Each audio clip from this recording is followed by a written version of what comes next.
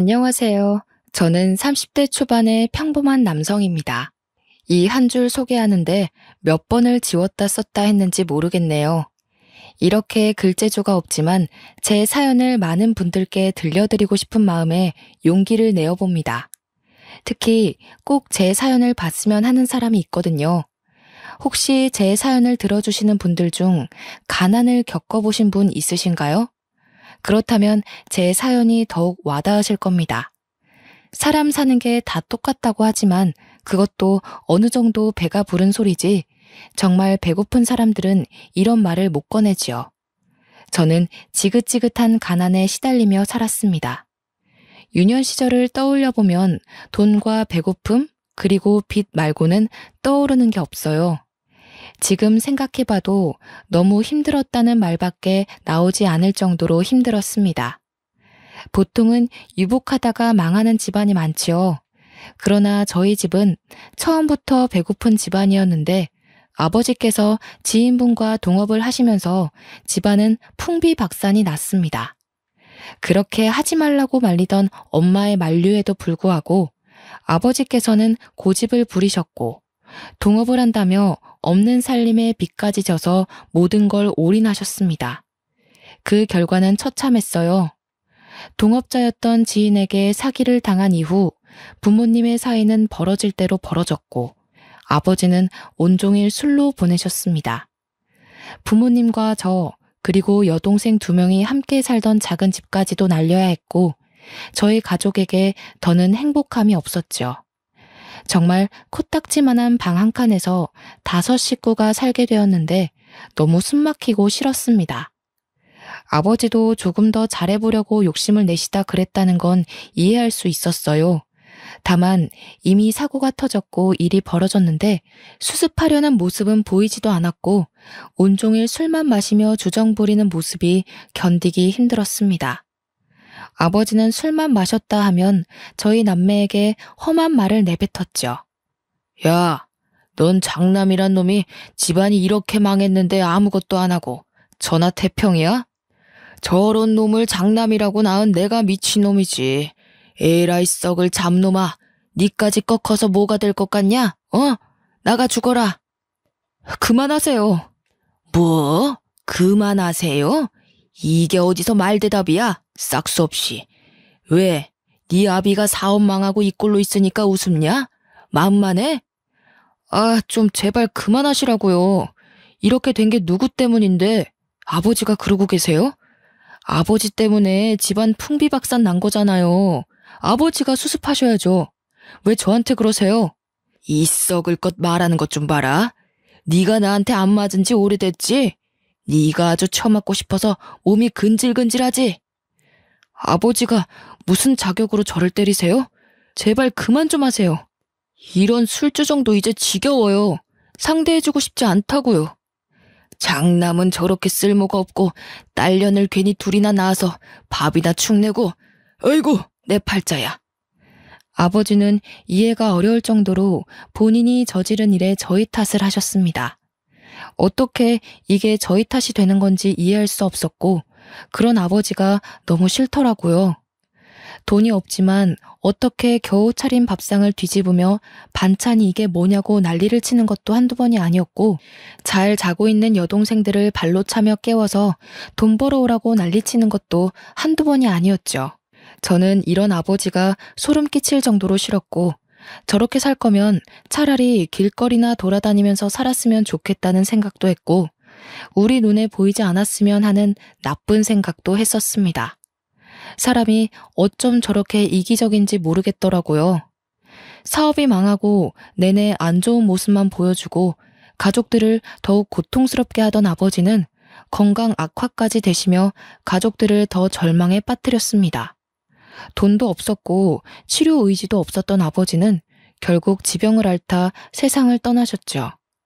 아버지가 돌아가셨는데 놀랍게도 눈물이 한 방울도 나오지 않았어요. 왜냐면 아버지가 돌아가신 후 저희 가족에게 남은 건 감당할 수 없는 빚이었습니다. 모든 빚을 떠안게 된 후 저희 가족은 아버지의 죽음을 슬퍼할 겨를도 없이 도망 다녀야 했어요. 그 작은 집도 저희가 산다는 게 노출이 되어 하루에도 몇 번이고 빚쟁이들이 찾아와 부수고 협박을 했기에 도망가야 했죠. 결국 저희 가족은 다 무너져가는 집으로 이사를 하게 되었습니다. 이사라는 표현이 웃길 정도로 겨우 몸을 숨기고 잠을 잘 수 있는 곳이었죠. 이런 곳에 과연 사람이 살 수 있을까라는 생각이 드는 곳에서 지냈습니다. 다 무너져가는 집이라 비라도 오면 곳곳에서 빗물이 들어와 거의 밖에서 자는 것과 다를 바 없었어요. 그뿐 아니라 별의별 벌레들이 어찌나 많은지 벌레 무서워하던 여동생들도 어느새 적응을 해서 아무렇지 않아졌습니다. 아슬아슬하게 어떻게 살아가고 있었지만 사실 문제는 여기서 그치지 않았지요. 엄마께서는 워낙 몸이 약하셔서 긴 시간 일을 하는 건 무리였습니다. 거기다 밑에 있는 여동생 둘은 아직 학생이라서 돈을 벌 수도 없었어요. 결국 이 집안에서 돈을 제대로 벌 수 있는 건 저 하나였고 저는 오전 일찍부터 새벽까지 하루 3, 4시간을 겨우 자면서 일을 했습니다. 피곤함에 찌들어 집에 들어오면 정말 씻고 바로 뻗기 바빴지만 가족들이 배를 굼지 않아도 된다는 생각 하나로 버티며 살았죠. 그러나 밑 빠진 독에 물 붓기도 아니고 이렇게 벌고 또 벌어도 모이는 거 하나 없이 늘 금전적으로 부족한 삶을 살아야 했습니다. 빚도 있다 보니까 벌어도 끝이 없었고 참 허무했어요. 저도 젊은 나이이고 말 그대로 청춘이라 놀고 싶은 날도 있었지만 그런 생각을 할 수도 없었죠.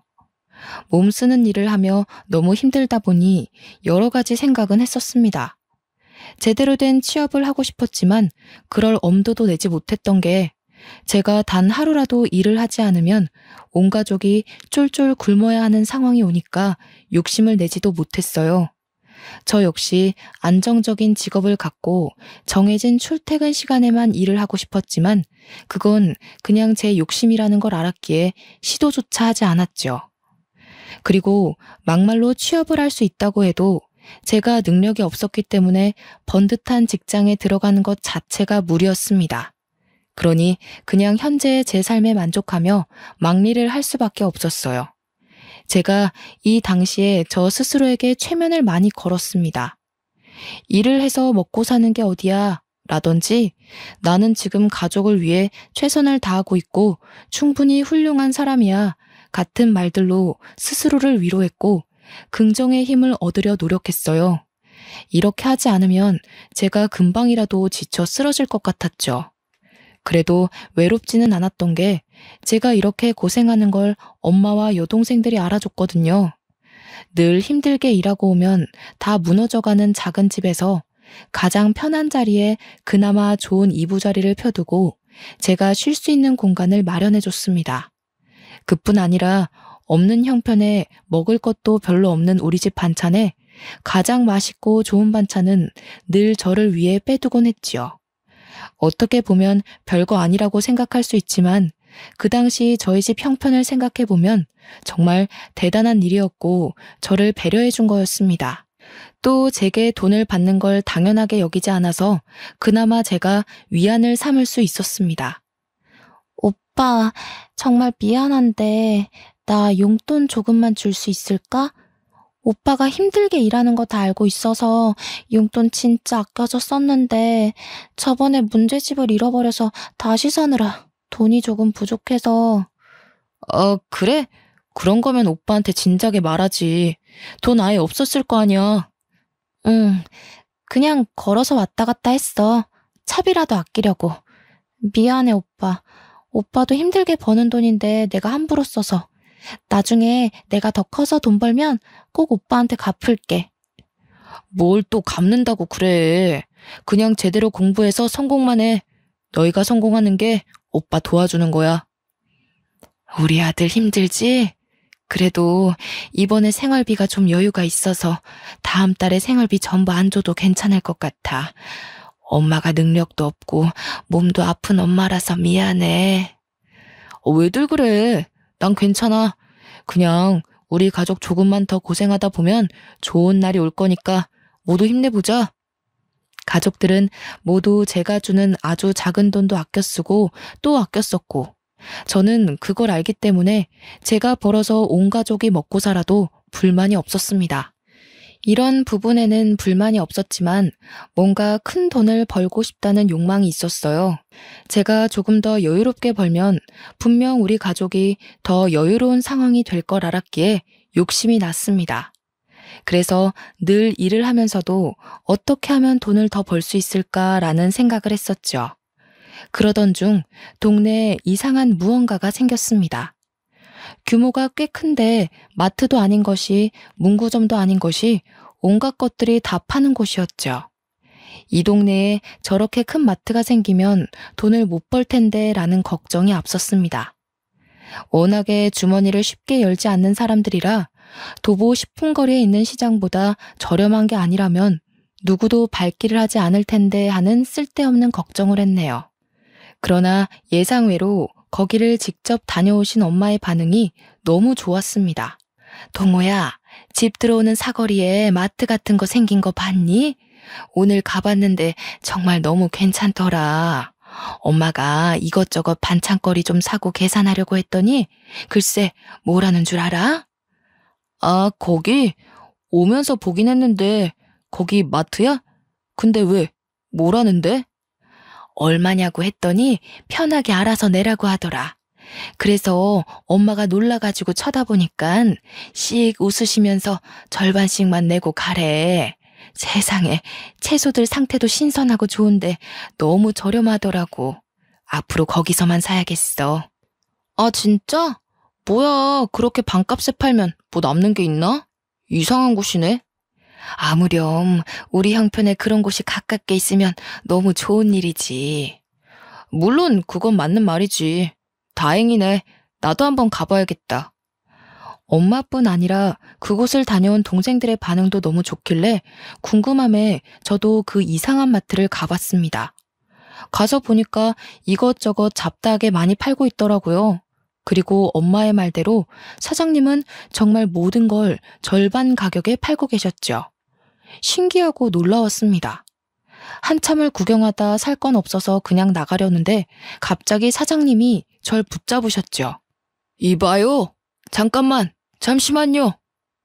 네? 저요? 아, 저 아무것도 안 산 건데. 그게 아니라 상준이 아들 동호 아닌가? 혹시 그 아버지 조남이 이상준 아니에요? 네, 맞아요. 제가 이동호인데 누구세요? 세상에, 설마 했는데 이렇게 만났네. 동호 이 자식 진짜 많이 컸네. 하마터면 못 알아볼 뻔했어. 네? 저를 아시나요? 갑작스레 저를 붙잡으신 사장님은 다름 아니라 저희 아버지의 절친이셨습니다. 얘기를 하며 얼굴을 자세히 들여다보니 제가 삼촌이라 부르며 잘 따르던 분이셨죠. 어떻게 이런 우연이 있나 싶었고 너무 반가웠어요. 아버지 생전에 두 분이 각별하신 사이였고 아버지가 동업한다고 난리치셨을 때 집까지 찾아와서 말려주셨던 분이셨습니다. 그런데 저희 가족이 한밤중에 급히 도망가게 되면서 아예 소식이 끊겨버렸고 꼭 도와주고 싶어서 찾고 싶었다는 말씀을 하셨죠. 한참 삼촌과 대화를 나누며 그간 어떻게 살았고 무슨 일이 있었는지를 다 털어놨습니다. 그간 누군가에게 제 속 얘기를 해본 적이 없어서 그런 건지 몰라도 삼촌에게 모든 속 얘기를 다 털어놓고 나니까 속이 너무 시원했어요. 제 말끝에 삼촌은 눈물을 보이셨고 너무 늦게 만나서 미안하다는 말씀을 하셨습니다. 알고 보니 삼촌네 집이 많이 휘청이고 힘드셨을 때 유일하게 손 내밀어주고 살 수 있게 도와준 게 저희 아버지라고 하셨죠. 그 도움 덕분에 이 자리까지 올 수 있었다며 꼭 저희 가족을 돕고 싶었다는 말씀을 하셨습니다. 삼촌은 저희 가족 생계가 힘든 걸 아셨고 제가 일정한 직업이 아니라 막노동을 하며 힘들게 돈을 벌어 가족들을 먹여 살리는 걸 아셨죠. 그래서 제게 삼촌이 차리셨던 그 가게를 주셨습니다. 분명 동네 슈퍼마트 같은 느낌이지만 잡다한 게 다 있기 때문에 돈을 편하게 벌 수 있을 거라고 하셨고 이 가게를 운영하면서 제가 하고 싶었던 것들을 조금씩 해보라고 하셨죠. 그럴 게 아니라 동호 너가 이 가게 맡아서 해봐. 명의도 너한테 싹 다 넘겨줄 테니까 열심히 해봐. 절대 돈을 못 버는 곳은 아니니까 지금보다 여유롭고 편하게 살 수 있을 거야. 네? 이 가게를 주신다고요? 그래. 가게 매출도 있지만 땅값도 장난 아니다 너. 내가 너희 아버지한테 받은 게 참 많아서 그래. 어떻게 보면 내 목숨 살려준 놈이기도 하지. 나는 이렇게 살아가게 만들고 그놈은 그렇게 떠날 줄 누가 알았겠냐고. 삼촌, 진짜 감사해요. 이걸 어떻게 보답해야 할지 모르겠네요. 솔직히 안 받는 게 맞는데 저 욕심 좀 내고 싶어요. 너무 힘들거든요. 너 임마, 그럴 자격 충분히 있어. 앞으로 뭘 하든 욕심내면서 살아. 그리고 앞으로는 자주 연락하고 얼굴 보면서 지내자 동호야. 힘든 일 있으면 삼촌한테는 꼭 털어놓고, 알겠지? 하루아침에 나타난 삼촌의 존재는 제게 너무 큰 힘이 되었습니다. 덕분에 저는 동네 슈퍼의 사장이 되었고 그간 힘들게 하던 일과는 다르게 나름 편하게 일을 할 수 있었죠. 그런데 이게 또 사람 욕심이라는 게 막상 편한 일을 하면서 몸이 쉬니까 딴 생각이 들더라고요. 엄마, 내가 지금 여기서 카운터나 보고 물건 채울 게 아니라 이걸 애들이나 엄마한테 맡기고 난 다른 일을 해서 돈 버는 게 맞지 않을까 싶어요. 그래야 돈이 더 모일 것 같은데. 제 고민은 딱 이거였고 전 망설임도 없이 그냥 바로 투잡을 했습니다. 오전에는 물건을 채우고 힘쓸 일이 많아서 제가 가게를 봤고 오후에 제가 배달 일을 하러 가면 동생들과 엄마가 번갈아 가면서 가게를 봐줬죠. 이렇게 하니까 저는 저대로 배달 일을 해서 돈을 벌 수 있었고 가게는 가게대로 운영이 되니 꽤 돈이 모이기 시작했습니다. 그간 제가 벌어다 주는 돈만 써서 늘 미안해하던 가족들도 뭔가 보탬이 된다는 생각에 많이 기뻐했어요. 특히 몸이 약한 저희 엄마는 온종일 집에만 있기 참 갑갑해 하셨어서 너무 좋아하셨습니다. 엄마 몸에 물이 안 갈 정도로만 일하고 애들한테 맡기고 집 가서 쉬어. 알겠지? 괜히 무리해서 병원 가면 병원비가 더 나와. 알겠어. 걱정 마, 아들. 근데 엄마는 집에 있는 것보다 가게 나와 있는 게 훨씬 좋아. 사람들도 만나고 대화도 하고 뭔가 이제야 살아있는 기분이 들어. 네 아빠가 한평생 속만 썩이다 간 줄 알았더니 이렇게 좋은 친구를 둬서 참 다행이지 싶다. 그렇지, 아들? 그렇긴 하지. 무엇보다 삼촌이 이렇게까지 도와줄 필요가 없는데 도와주셔서 너무 감사하지. 다음 달 되면 밥 한 끼 같이 먹기로 했으니까 그때 엄마도 같이 먹어. 오랜만에 인사도 할 겸. 저희 가족은 정말 몇 년 만에 웃음을 되찾았습니다. 하하호호 가족들이 둘러앉아 저녁을 먹기도 했고 별로 재미도 없는 얘기들이 어찌나 재밌던지 한참을 깔깔거리며 웃기도 했죠.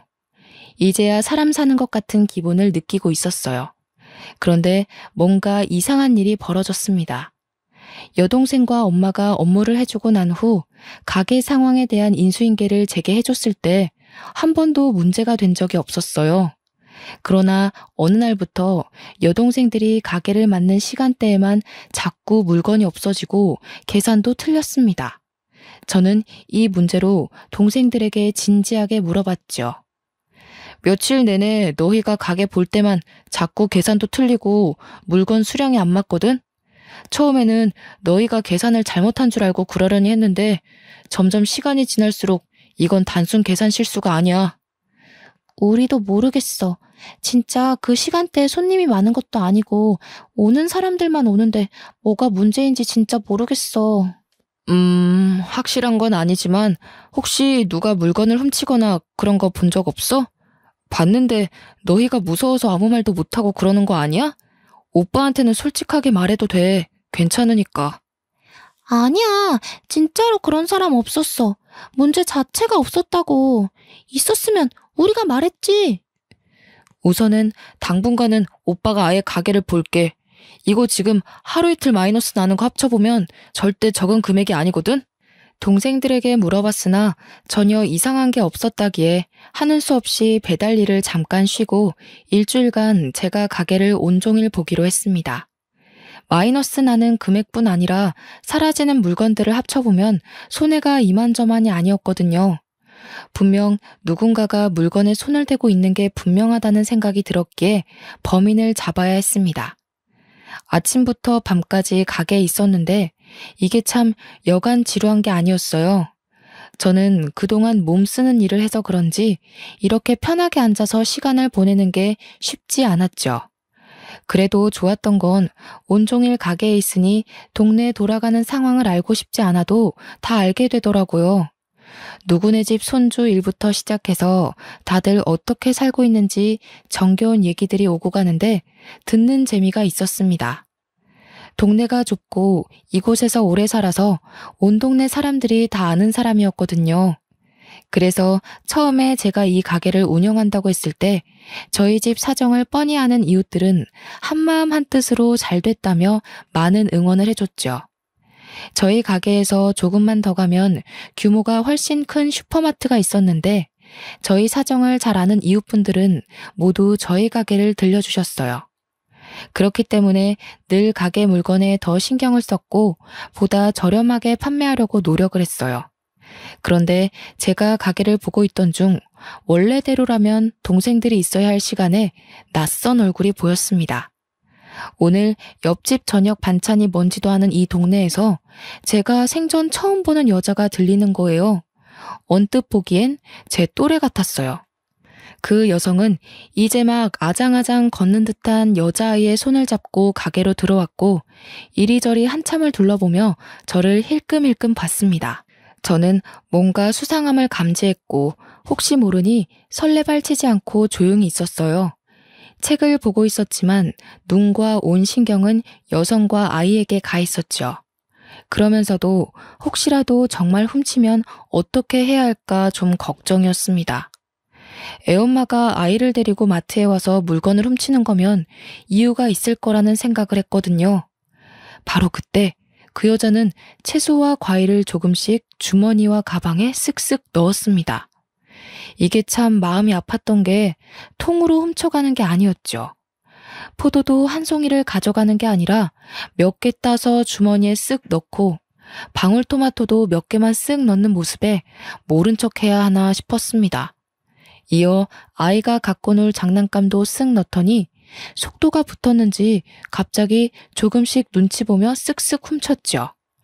처음 한두 번이면 솔직히 눈 감아줬을 텐데 지금 이게 한두 번이 아니었고 가게에 손해까지 입혔기 때문에 바로 잡을 필요가 있었기에 저는 그 여성에게 다가가 물었습니다. 저기요, 지금 뭐 하시는 겁니까? 며칠 내내 가게에 도둑이 있다 싶었는데 그쪽이었군요. 정말 죄송해요. 사장님, 한 번만 용서해 주세요. 저희가 돈이 없는데 저는 굶어도 괜찮은데 딸아이 먹일 게 아무것도 없어서요. 정말 죄송합니다. 잘못인 거 알고 있고 범죄인 것도 알아요. 제가 꼭 갚을게요. 아니, 훔칠 거면 뭐 제대로나 훔치지 이게 뭡니까? 아, 참. 그 실례지만 애기를 혼자 키우시는 거예요?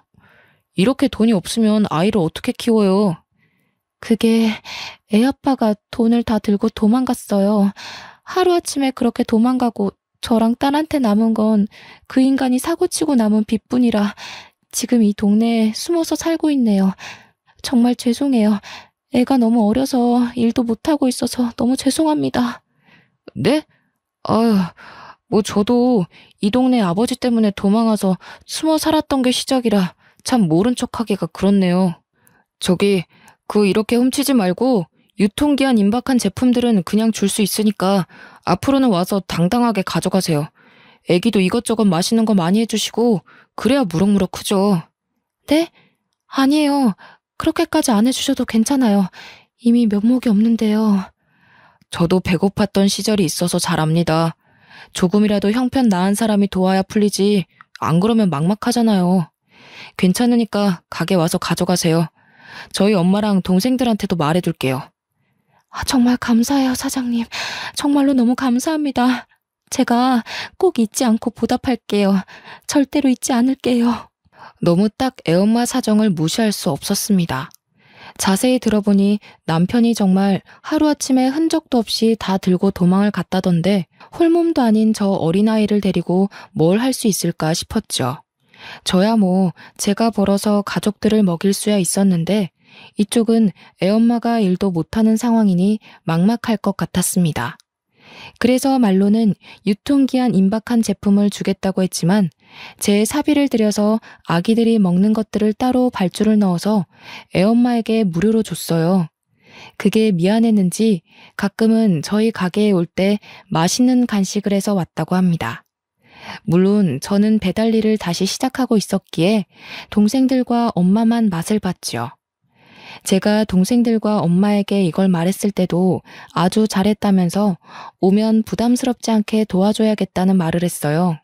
저희 가족 모두가 처참할 정도로 가난이 뭔지 너무 잘 아니까 모두가 도와주고 싶었습니다. 그렇게 제 사비까지 들여 애엄마를 도운 게 2년이란 시간이 흘렀어요. 2년간 많은 변화들이 있었습니다. 제 동생들은 대학 입학을 했고 저랑 엄마는 다 무너져가는 집이 아니라 번듯한 집으로 이사를 했죠. 집안 사정은 많이 좋아졌고 가족들의 얼굴도 행색도 모두 좋아졌어요.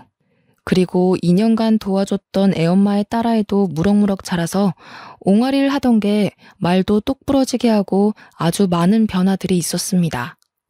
그러던 어느 날 갑자기 애엄마가 가게 마감 직전에 저를 찾아왔는데 애도 없이 혼자 늦은 시간에 왔길래 깜짝 놀랐죠. 뭐예요?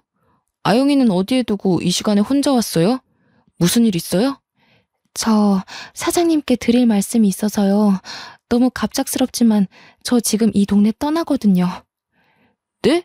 왜요? 뭐에 또 쫓기는 거예요? 무슨 일인데 한밤중에 갑자기 떠나요? 나쁜 일은 아니고 저 제대로 살려고 가는 거예요.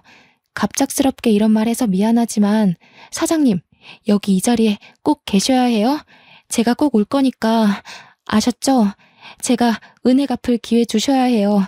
그래서 그 말 하려고 급하게 왔어요. 그렇게 애 엄마는 제게 기약 없는 약속을 하고 떠났습니다. 사실 많은 생각이 들었어요. 애엄마와 뭐 사적인 감정이 있던 건 아니지만 2년이라는 시간 동안 꽤 서로 가깝게 지냈기 때문에 정도 들어서 생각이 많이 났습니다. 언제 올지도 모르고 막말로 안 올 수도 있는데 저는 자꾸만 기다려졌어요. 이상하게 언젠가 애엄마가 찾아왔을 때 제가 더 멋진 사람이 되어 있고 싶다는 생각에 발전하려 노력을 했습니다. 그렇게 3년이 흘렀을 때 저희 가게 앞에 낯선 외제차가 서 있더라고요. 이 동네에 저렇게 좋은 차를 타고 다니는 사람이 없어서 눈길이 갔습니다. 잠시 흘겨본 후 저는 가게로 들어가려는데 외제차 안에서 한 여자가 내렸죠. 머리부터 발끝까지 명품으로 도배를 한 그 여자를 보고 깜짝 놀랄 수밖에 없었던 게 제가 여태 기다리던 애엄마였습니다. 순간 저를 보며 환하게 미소 짓는 애엄마를 보며 저는 멍하니 쳐다봤어요. 사장님, 저 약속 지키러 왔는데 너무 늦었죠? 아니, 이게 어떻게 된 일이에요? 저 보다시피 아주 성공했어요. 사장님한테 바로 올 수 있었지만 성공해서 은혜 갚을 수 있을 때 오고 싶었거든요. 그러다 보니 시간이 이렇게 흘렀네요. 다행이네요. 성공해서. 정말 다행이에요. 아영이는 잘 지내고 있는 거예요? 네, 우리 아영이도 잘 지내고 있어요. 사장님, 이제 마감하면 회포나 풀러 갈까요? 제가 정말 근사한 저녁 대접할게요. 갑자기 나타난 애엄마는 정말 놀라울 정도로 성공해서 돌아왔습니다. 들어보니 애엄마는 원래 애아빠랑 옷 장사를 같이 하고 있었다고 해요. 그런데 아이를 낳고 애아빠가 딴 마음을 먹기 시작했다고 하더라고요. 애엄마가 자꾸 비밀번호 같은 걸 깜빡깜빡하니까 본인 다이어리에 통장 비밀번호랑 계좌번호를 세세하게 적어놨었다고 합니다. 근데 그걸 남편이 보고 돈을 훔쳐 달아난 거지요. 애아빠는 심지어 결혼하자마자 애엄마의 친정엄마가 가진 건물을 자기가 관리하겠다며 고집을 피울 정도로 재산에 눈독을 많이 들였다고 합니다. 이미 그 건물 1층엔 음식 장사하는 다른 사업주도 있었는데 그걸 일방적으로 계약 파기를 시키라고 난리를 피웠다고 하더라고요. 친정은 돈이 많은데 친정 부모님이 하나도 베풀지 않는다는 생각에 가족을 버리고 애엄마의 돈을 택한 겁니다.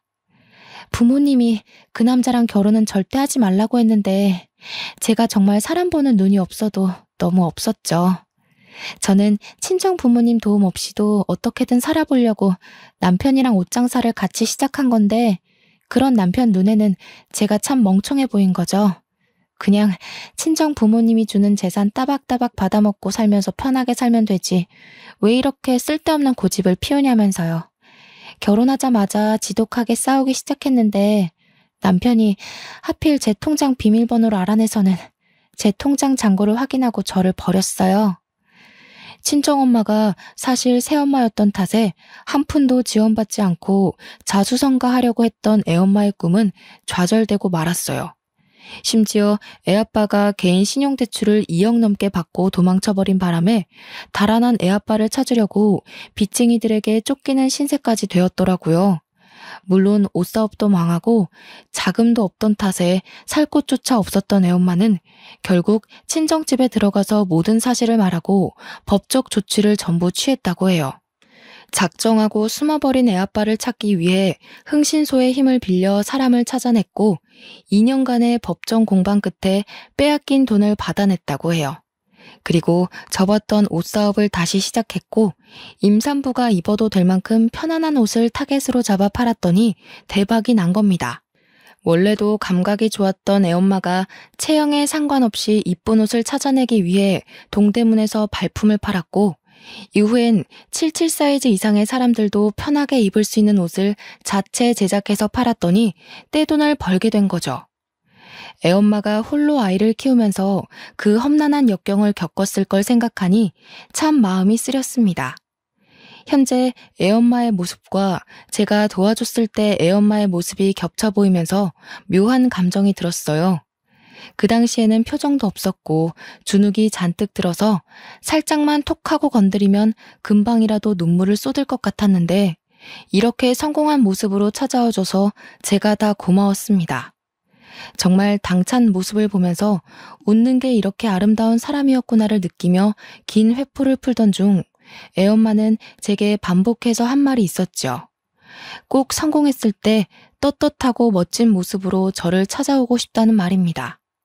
저 솔직히 몇 년 동안 너무 힘들고 포기하고 싶었던 순간이 한두 번이 아니었거든요. 근데 그럴 때마다 어떻게 버틴 줄 아세요? 아영이 생각해서요?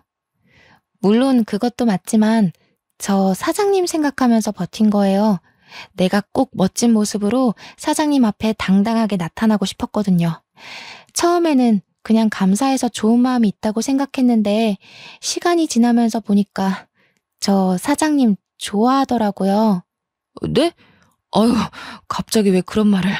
아영 엄마, 좀 취기가 올라온 것 같은데 이만 일어설까요? 아니요, 저 오늘 아주 작정하고 온 거예요. 물론 사장님은 저에 비해 너무 인품도 좋으시고 훌륭하신 분인 거 알아요. 거기다 저는 이혼녀의 애까지 딸려 있어서 많이 부족한 것도 알고요. 그런데요, 사장님, 저 바닥까지 쳤다가 혼자 이렇게 일어선 여자예요. 사장님이랑 저랑 함께하면 우리가 못 해낼 게 있을까요? 사장님이 제가 싫은 게 아니라면 우리 진지하게 만나봐요. 솔직히 저도 이 감정이 뭔지 아직도 헷갈리긴 해요. 이게 좋아하는 마음인지 아니면 마음을 하도 써서 걱정스러운 마음인 건지 모르겠는데 먼저 그렇게 용기 내줘서 고마워요. 웃기게도 저랑 애엄마는 사랑에 빠졌습니다. 진작부터 서로에게 미묘한 감정이 있었지만 애엄마는 본인의 사정이 좋지 않았고 저는 그런 애엄마에게 이성의 감정을 느낄 수가 없었죠. 본인 삶도 힘든 사람에게 함부로 다가갈 수 없었거든요. 그리고 무엇보다 제 감정이 사랑인 건지 동정인 건지 저도 헷갈렸습니다. 그런데 먼저 용기를 내어 제게 고백해주는 애엄마의 말을 들으며 점점 확신했고 연애를 시작했어요. 저희 두 사람의 만남은 양가에서 가장 좋아해 주셨습니다. 어떻게 만나게 된 사이인지 다 아셨기에 축복 속에 연애를 할 수 있었죠. 또 이맘때쯤 제 동생들은 사회에 각자 자리를 잡았기 때문에 집안에 행복한 일들이 가득했거든요. 사실 만난 기간은 고작 7개월 만에 결혼을 하게 되었는데 이미 그 전부터 몇 년간 서로에 대한 마음이 있었고 서로를 너무 잘 알았기에 문제될 건 하나도 없었습니다. 저희 엄마께서는 애엄마에게 이런 말씀을 해주셨어요. 아가야, 아가도 고생 참 많았으니 이제 동우한테 기대서 편하게 살아라. 그리고 우리 동우도 가족들 때문에 한평생 고생만 했거든. 알고 있지? 그냥 너희 둘이 서로 아껴주면서 이제라도 편하게 살았으면 좋겠어. 나는 그럼 소원이 없을 것 같다. 어머님, 부족한 저 받아주셔서 감사해요. 가장 못난 모습일 때 곁에서 다 지켜보셨는데 선뜻 이렇게 허락도 해주시고 너무나도 감사해요, 어머님. 아니다. 그게 무슨 말이야. 못나긴 뭘 못나. 내 새끼 지키려는 애미 모습보다 더 훌륭한 모습이 있어? 난 그렇게 생각 안 하니까 마음 쓰지 말고 둘이 예쁘게 잘 살아. 그리고 우리 손녀딸 아영이 자주 보여주고 그래야 할미랑 정들지. 네, 꼭 그럴게요. 저희가 효도해야 하니까 오래 사셔야 해요. 우리 아들이 이렇게 예쁘고 고운 각질을 얻는다고 하니까 내가 눈물이 다 날 것 같네. 참 고맙다 아가야. 엄마께서는 아내를 너무 예쁘게 봐주셨어요. 아내가 얼마나 힘들게 살았는지 곁에서 보셔서 더욱 그러겠지요.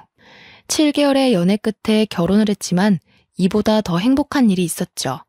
바로 아내의 딸인 아영이가 저를 아빠로 생각한다는 겁니다. 사실 아내와 결혼을 약속하고 가장 걱정이었던 부분이 딸아이 아영이었어요. 혹여나 아이에게 상처로 남지는 않을지, 어떻게 다가가야 할지, 저를 기억할지 많은 고민을 했습니다. 연애하던 7개월이란 시간 동안 아영이에게 다가갈까 고민도 많았지만 저희 두 사람의 관계가 확실해졌을 때 딸아이에게 다가가고 싶었어요. 저희야 결혼 전제로 진지하게 만나긴 했지만 확고하지 않은 상황에서 어설프게 저희조차고 아이에게 다가가고 싶지는 않았지요. 정말 고심을 했었는데 딸아이는 저를 기억해줬고 심지어 반겨줬습니다. 생각해보면 아영이가 막 말문이 트였을 때 유일하게 자주 보는 성인 남자가 저라서 가끔 제게 아빠라고도 했고 삼촌이라고도 했는데 그런 아영이 기억 속에서 제가 아빠로 자리 잡았나 봅니다. 아영이를 다시 만났을 때 저를 보자마자 해맑게 뛰어와 안기는데 괜히 눈물이 나더라고요. 이때의 감정은 뭐라고 설명할 길이 없었죠. 뭉클하고 감동적인데 정말 고맙고 이 작은 아이에게 감사하더라고요. 물론 제 친자식이 아니라 더 조심스럽기는 하지만 너무 어렸을 때부터 도움을 줘서 그런지 제게도 아영이는 각별한 딸이 되었습니다. 저희 가족에게는 또 다른 행복이 찾아왔어요. 지금은 아내 뱃속에 둘째가 생겼습니다. 이제 곧 태어날 예정이라 무섭고 설레는 마음이 가득한 거 있죠?